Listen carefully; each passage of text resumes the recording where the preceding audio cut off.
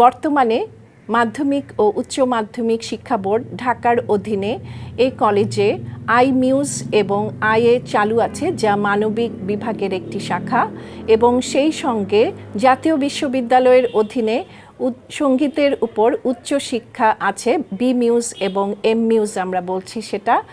রবীন্দ্রসঙ্গীত, নজরুল সঙ্গীত, উচ্চাঙ্গ সঙ্গীত, লোকসঙ্গীত এবং তালযন্ত্র, এই 5টি বিষয়ে অনার্স কোর্স চালু আছে এবং তালযন্ত্র ব্যতীত বাকি 4টি বিষয়ে মাস্টার্স কোর্সও চালু আছে এই কলেজে।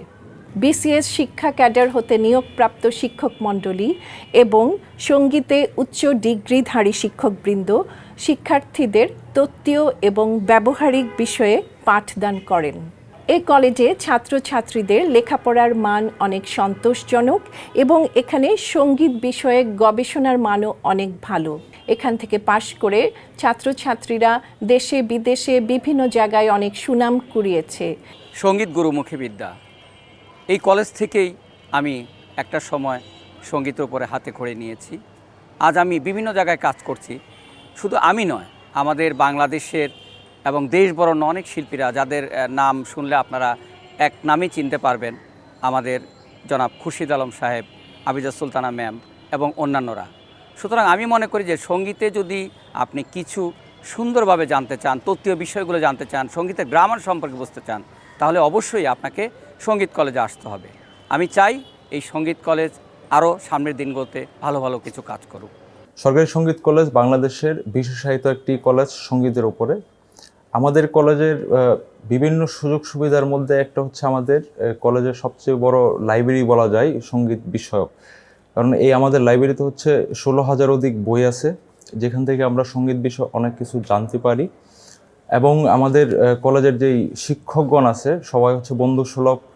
আমরা যে কোনো বিষয়ে যখনই আমরা শিক্ষকদের কাছে কোনো কিছু জানতে চাই, আমরা সাথে সাথেই তার প্রতিকার বা উত্তরগুলো পেয়ে যাই। সরকারি সঙ্গীত কলেজ এমন একটি কলেজ, এখানে শুধু যে গান হয় সেটা না, আমরা পাশাপাশি আদার্স যে সাবজেক্টগুলো রয়েছে সব বিষয়ের উপর আমরা লেখাপড়া করে থাকি। এখানে অনেকের ধারণা হয় যে সরকারি সঙ্গীত কলেজ মানে হচ্ছে শুধু এখানে গান বাজনাই করা হয়, কিন্তু আসলে তা নয়, সব বিষয়ের উপরই আমরা চর্চা করে থাকি। সরকারি সঙ্গীত কলেজ সরকারি ব্যবস্থাপনায় একমাত্র বিশেষায়িত প্রতিষ্ঠান। এটি প্রতিষ্ঠিত হয়েছিল 1963 সালে। উপমহাদেশের অন্যতম খ্যাতিমান শাস্ত্রীয় সঙ্গীত শিল্পী এবং সঙ্গীতজ্ঞ পণ্ডিত বারিন মজুমদার এবং তার সাথে কয়েকজন গুণী ব্যক্তি মিলে এই প্রতিষ্ঠানের যাত্রা শুরু করেছিলেন। পরবর্তীতে পণ্ডিত বারিন মজুমদার এই প্রতিষ্ঠানের প্রতিষ্ঠাতা অধ্যক্ষ হিসেবে তার দায়িত্ব পালন করেন। মূলত এই কলেজে যারা ভর্তি হয় তাদের সঙ্গীতের প্রতিভা রয়েছে। যদিও আমরা মনে করে থাকি এটা সঙ্গীত কলেজ মানে শুধু সঙ্গীতই শিক্ষা দেওয়া হয়, আসলে কিন্তু তা নয়। সঙ্গীত বিষয়ে উচ্চতর শিক্ষা এখানে প্রদান করা হয়। শিক্ষা বোর্ডের অধীনে এখানে রয়েছে আই মিউজিক, আইএ, এবং ন্যাশনাল ইউনিভার্সিটির আন্ডারে এখানে রয়েছে BA pass course, B music যেটাকে বলা হয়, বি মিউজ। এখানে সাবজেক্টগুলো রয়েছে লোকসঙ্গীত, নজরুল সঙ্গীত, রবীন্দ্রসঙ্গীত, উচ্চাঙ্গ এবং তালযন্ত্র, তবলা।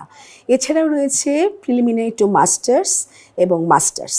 এছাড়াও আমাদের মধ্যে এখানে ছাত্ররা গবেষণা করছেন সঙ্গীতের উপরে। বিভিন্ন বিষয়ে তারা সঙ্গীতের উপর উচ্চতর ডিগ্রি লাভ করছে।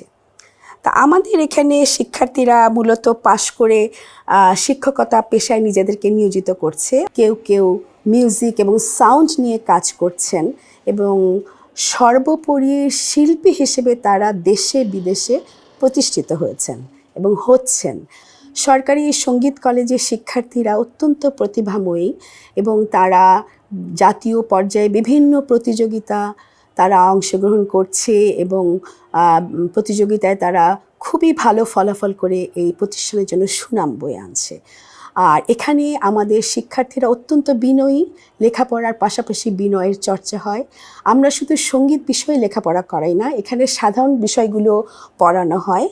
আপনার এই বাংলা, ইংরেজি, পলিটিক্যাল সায়েন্স, ইকোনমিক্স, লজিক, তারপর আইসিটি, বিভিন্ন সাবজেক্ট, অর্থনীতি, এগুলোর উপরেও লেখাপড়া করানো হয়। বিসিএস টিচাররা এই সাধারণ বিষয়গুলো পড়িয়ে থাকেন এবং সঙ্গীতের বিষয়টা আমাদের চুক্তিভিত্তিক সঙ্গীত শিক্ষক রয়েছেন, শিক্ষক শিক্ষিকা রয়েছেন, তারা সঙ্গীতের বিষয়ে পাঠদান করে থাকেন।